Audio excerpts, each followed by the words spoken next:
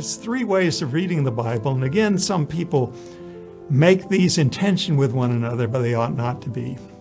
The first one is closely related to the normative perspective. There are people who read the Bible and they read it for doctrine. They read it for content, informational content. And that's not bad, provided their heart is also engaged, right? Provided they're also relating to the God who is speaking to them.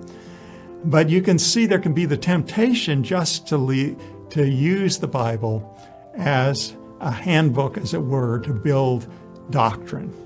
I'm calling this way of approaching the Bible a once-for-all approach, because it treats the Bible, it thinks of the Bible mostly as a completed document, right? It has many books within it, and those books were written over a long period of time, but now God has given the whole thing, and we just read it as a completed whole. Yes, but when you read it as a completed whole, you will find the Bible itself telling you about what God did in previous ages. So you really can't ignore the fact that there's this historical process. And that's related to the second approach, which I call the transmission approach, which is focusing on history. And in other parts of this course, you will hear about a redemptive historical approach. Well, it's focusing on history. It's focusing on God's work in time and thinking of the Bible as not all given at one time, but given over a succession of ages. Well, that's a legitimate focus as well.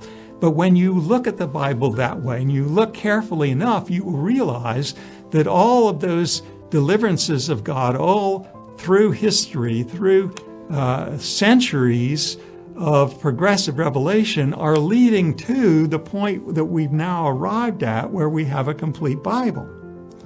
And so the purpose of the earlier deliverances is encompassed by this once-for-all approach where we look at the Bible as a completed whole. Really, the two go together rather than being in competition to one another. But again, you will find people whose focus is all on history and who leave out the fact that God is a God who is over all of history and has now given us a complete Bible.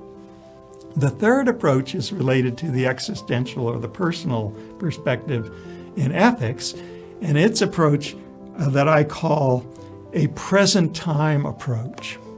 Now, this frequently is the predominant way in which ordinary believers read the Bible when they think, I'm opening my Bible today, let's say for my morning Bible reading, and I'm looking for what God will say to me here and now. It's very much oriented to the present time, right? And it's oriented to my personal needs and my personal reception, one-to-one, of what God is saying to me here and now. Now, the thing about that is that it can be one-sided because you notice only what's in your own concerns.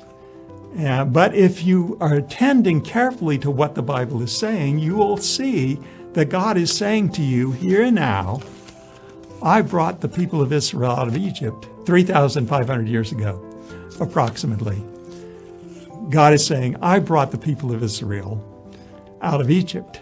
He wants to say to you here and now something about his plan for history, right? And that way in which God addresses us can actually expand our horizons to say God is a God who is concerned for you here and now. He understands your struggles here and now. But he also expands your horizons to say, you're not the center of the universe. And God was at work long ago with other people and other times and showing his faithfulness back then and there. So that actually it's good for you, according to the plan of God and how he crafted the Bible. It's good for you to stand back from your immediate needs and to raise your eyes to see the greatness of God as Lord of all of history. So these three ways, the once-for-all approach, we have a completed canon that is a summary of what God has to say to us. And the transmission approach that looks at history, and the present time approach is saying here and now what God is saying. actually each of those, properly understood, includes the others, because as you read, you see that God is speaking about all three of these together. Now, once again, that demands that we respond to the Bible as whole people, to the whole of who God is and to the whole of what his plan is. It's a plan for all of history, a plan for the glory of God and for the glory of his Son, Jesus Christ.